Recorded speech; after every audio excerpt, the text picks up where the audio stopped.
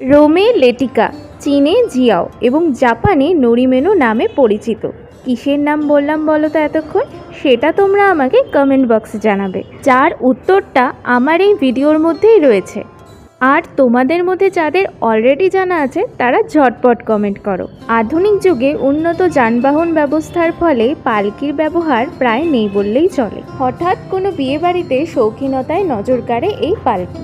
বর্তমানে বাঙালি বিয়েতে এই পালকিটা রূপান্তরিত হয়েছে হয় তত্ত্বসূচিতে, না হয় বিয়ের মণ্ডপে। কিন্তু তোমরা কি জানো এই পালকি ছিল প্রাচীন ইতিহাসে একমাত্র যাতায়াতের মাধ্যম? পালকি চড়ার সৌভাগ্য কিন্তু সমস্ত শ্রেণীর মানুষের মধ্যে ছিল না। একমাত্র ধনী ব্যক্তিরা বিলাসবহুল যাতায়াতের ব্যবস্থার মাধ্যম হিসেবে এই পালকি ব্যবহার করত।